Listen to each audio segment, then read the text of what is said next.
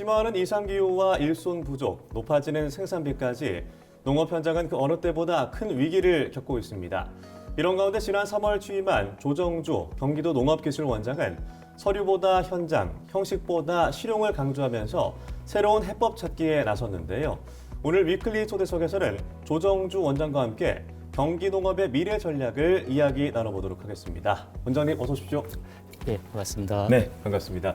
원장님은 올해 3월 취임 이후부터 줄곧 서류나 수치상의 성과보다 농민이 체감하는 실용주의를 강조하고 계신데요.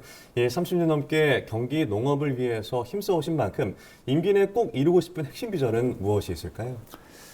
그동안은 이제 우리가 많은 성과를 내서 농업인들한테 보급도 하고 현장에서 많은 것들을 이루긴 했습니다만은 네. 아직도 그 농업인들이 그 체감할 수 있는 현실적인 연구 성과들이 많이 진행이 되지 못했다는 생각이 좀 많이 있고요. 그래서 지금은 이 연구 성과들이 농업 현장에서 농업인들이 정말 체감을 하고 소득하고 직결될 수 있는 그런 그 실용적인 연구기관이 될 수 있도록 비전을 좀 갖고 노력하고 있습니다. 네. 그리고 이제 우리 농업의 현실적인 어려움들이 여러 가지가 있는데 특히나 고령화와 일손 부족 그리고 농자재 에너지 비용 상승이라는 삼중고를 겪고 있는 상황입니다. 특히나 과거의 기술로는 대체가 좀 어렵다라는 지적들도 있는데요. 그렇다면 농업기술원에서 딱 지원할 수 있는 핵심은 어떤 게 있다고 볼 수 있을까요?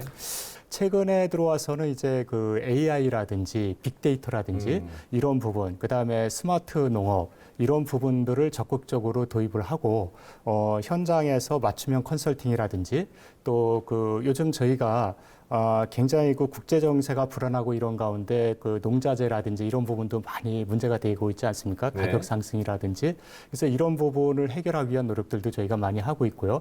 농가들이 벼에 질소 비료를 뿌릴 때 굉장히 그 쌀 미질에 영향을 많이 미치는 부분이 질소 비료를 많이 줬을 때거든요.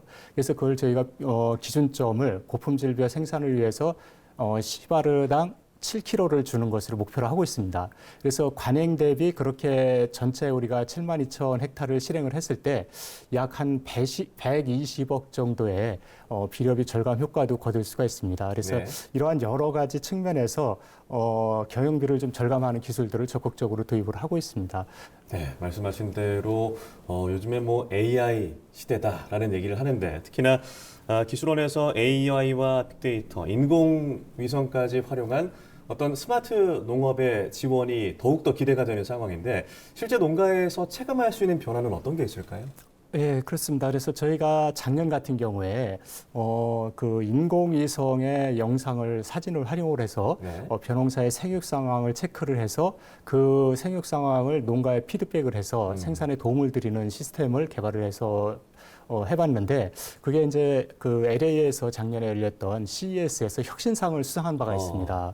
또 하나는 이제 금년도 6월 25일 날 오픈을 했습니다. 저희가 경기도의 한 20개소에서 생육 그 작물의 생육 상태를 체크를 해서 조사를 해갖고 데이터를 올리거든요. 네. 그렇게 하면은 그 데이터와 그다음에 농촌재능청에서 수집하고 있는 병해충 종합정보 시스템에서 전국에서 올라오는 그런 데이터들이 있어요. 네. 그 데이터들하고 합쳐서 AI를 통해서 분석을 하게 되고 그 분석한 결과가 실제적으로 이제 농업인들한테 피드백 되면서 농업인들이 사전 예방이라든지 이런 부분에 이제 활용을 할 수가 있게 되는 거죠. 사전에 병이 확산이 돼서 농가의 피해가 굉장히 클 것을 사전에 예방함으로써 어쨌든 그 농가에서 생산성이라든지 이런 농작물 피해에 따른 위험 부담을 줄일 수 있는 그런 역할을 하게 됩니다.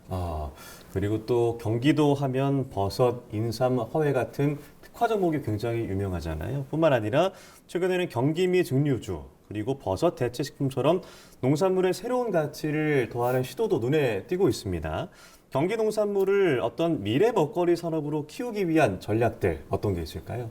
예, 지금 말씀해 주신 대로 저희 경기도에서는 3개 특화 연구소를 갖고 있습니다. 그래서 거기에서는 버섯이라든지 선인장이라든지 인삼이라든지 이런 우리 지역의 특화 작목을 지금 연구를 하고 있는데요. 예를 들어서 장미 같은 경우에는 저희가 2011년부터 수출을 하기 시작을 했습니다. 그래서 농가들이 로얄티 절감을 한 35억 정도 절감한 성과가 있었고 또 해외로부터 로열티를 한 40억 정도 이렇게 수취하는 큰 네. 성과도 있었고요. 또 버섯 같은 경우에는 저희가 그 표고버섯 중에 하나인데요. 최근에 이제 품종 추론을 해서 한 2년 정도 보급을 하고 있습니다. 품종 이름이 엄지송입니다. 좀 이름이 엄지송이요. 특이하고 예. 재미있긴 한데요. 일반 표고버섯의 한 2배 정도의 가격을 받고 지금 판매가 되고 있습니다.